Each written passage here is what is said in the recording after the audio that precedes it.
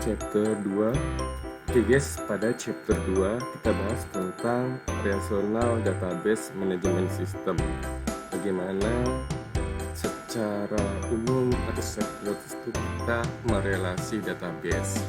Di chapter 2 ini saya mengulas materi-materi Anda sebelumnya, karena semester 2 Anda sudah belajar tentang database, jadi di sini saya mereviewnya. Oke, basis data merupakan kumpulan informasi yang disimpan di komputer secara sistematis, sehingga dapat diperiksa dengan menggunakan program komputer untuk memperoleh informasi dari database. Jadi secara umum itu basis data itu adalah kita tempat untuk menyimpan data-data ataupun informasi di dalam komputer, dan suatu waktu itu bisa kita panggil kembali. Terus database itu ada disebut dengan database management system. Apa itu database management system? Jadi kalau DBMS itu adalah alatnya, toolnya, perangkat lunaknya. Ini untuk controllingnya. Jadi di DBMS itu contohnya seperti NextSQL, SQL Server, dan lain-lainnya. Itu Oracle, itu ada di database management system atau sebutannya DBMS. Terus kita lanjut lagi, apa sih keuntungan kita menggunakan database management system? Keuntungannya itu salah satu pertama mengurangi redundansi data, artinya duplikasi data ya. Jadi di database itu data kita bisa setting itu sekali. Jadi nanti kalau ada redundansi itu nanti ada notifikasi bahwa data sudah ada. Terus integrasi data simpan secara akurat, benar sekali. Di DBMS itu satu data di sini itu bisa kita integrasikan berbagai aplikasi, berbagai sistem. Contohnya database A kita bisa akses pakai aplikasi web, pakai aplikasi mobile app, ataupun pakai aplikasi desktop, dan datanya itu akurat. Menghindari inkonsistensi, karena redundansi berkurang, pemutaran data menjadi lebih efisien. Benar sekali. Kalau kita catatan manual, otomatis akan lama prosesnya. Kalau kita menggunakan sebuah DBMS, itu lebih cepat, lebih efisien, dan mengurangi pekerjaan. Jadi, dengan menggunakan data bersama, data yang sama dapat diakses oleh beberapa pengguna secara bersamaan. Contohnya website ya, atau SIA, dan lainnya itu kita bisa akses bareng-bareng. Itu nanti tergantung dari kekuatan servernya. Terus, keseragaman penyajian data otomatis. Jadi kalau datanya di saya A, di Anda juga harus A. Jadi jangan sampai nanti berubah ataupun beda. Terus menyeimbangkan kebutuhan dapat ditentukan prioritas suatu operasi, misalnya antara update dan delete server dan lainnya, itu istilahnya konsisten untuk datanya. Next, selanjutnya kita bahas tentang RDBMS, Relation Database Management System. Apa itu? Anda sudah pernah belajar di chapter 2, di sini saya mereview sebentar.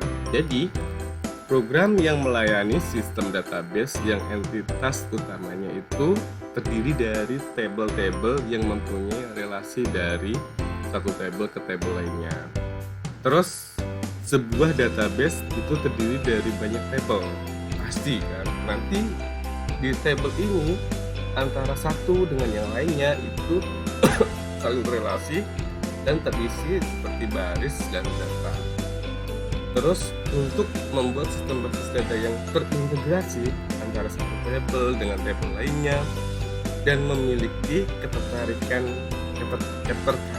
yang harus selalu dijaga. Jadi di setiap tabel itu istilahnya ada primary key, ada foreign key, saling terkait antara satu dengan yang lainnya. Itu secara umum Relation Database Management System. Selanjutnya, bagaimana sih konsep relasi database? Jadi di sini itu istilahnya konsep relasi itu mendukung antar dua table dalam database ataupun dalam beda-beda database juga bisa. Oke, setiap table memiliki kunci utama disebut dengan salah satunya itu dimiliki. Jadi di RDBMS itu pertama kali diperkenalkan pada tahun 1970-an. Oke, dari sudah lama dan berkembang dan sekarang masih makin banyak aplikasi yang menggunakan konsep RDBMS. Salah satunya nanti yang kita pakai adalah SQL Server. Terus bagaimana sih fungsi di RDBMS? Fungsinya seperti ini ya. Jadi antara user 1, user 2, user 3 itu saling terkait dengan satu lain dan untuk istilahnya untuk relasi datanya. Gambaran modelnya secara umum. Terus di relasi database itu ada 3 prinsip yang utama. Itu ada data definition language, data manipulation language, data control language. Apa itu DDL? Jadi jenis data yang akan dibuat. Oke, bisa angka, bisa huruf. Terus cara menggunakan datanya itu misalnya untuk menghubungkan, memvalidasi dan lain-lainnya.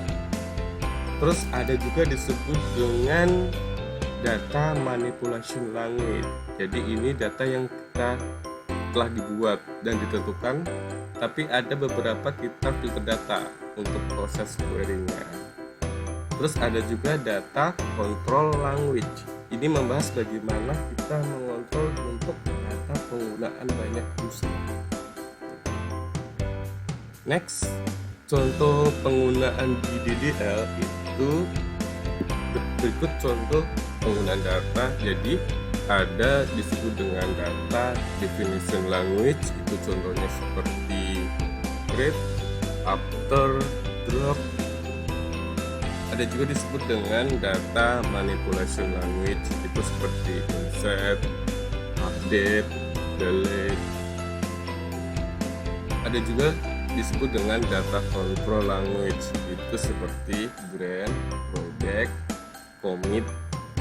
Oke, itu contoh-contoh untuk istilahnya penggunaan data.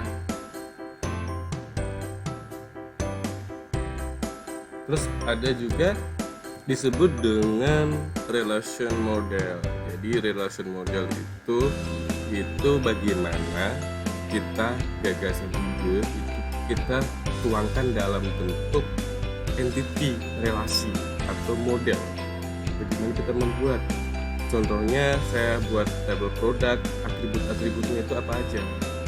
Seperti ID, nama produk, description, terus nanti relasinya kemana? Produknya itu ke transaksi, itu disebut dengan entity dan relation, dan terdapat atribut. Selanjutnya di relation model itu ada seperti penggunaan one to many, one to one, many to one, many to many, dan digunakan sesuai dengan kebutuhan. Terus bagaimana model relasinya? Model relasinya seperti contoh di bawah ini ya. Jadi istilahnya nanti contohnya ini tabel one relation. Oke ya. Ada tabel dulu, itu ada atribut, ada kolom, ada datanya, dan ada relasinya. Berikut contoh sederhana penggunaan relasi. Nanti untuk lebih detailnya kita bahas di next selanjutnya.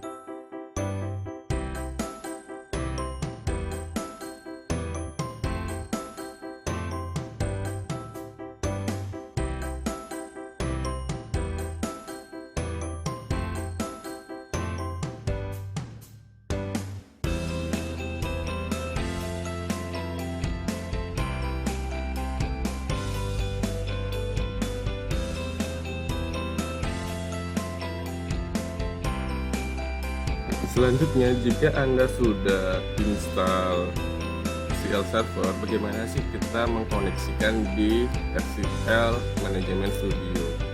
Anda klik File, habis itu klik Connect Object Explorer. Nanti di sini kita ambil server tipenya, contohnya database engine.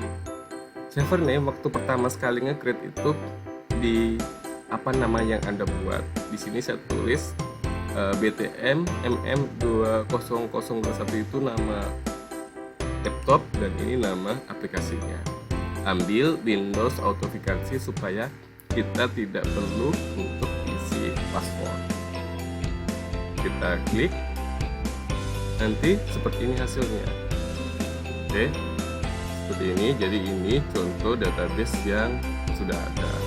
Ini saya menggunakan SQL Server Express 2014. Thank you for watching.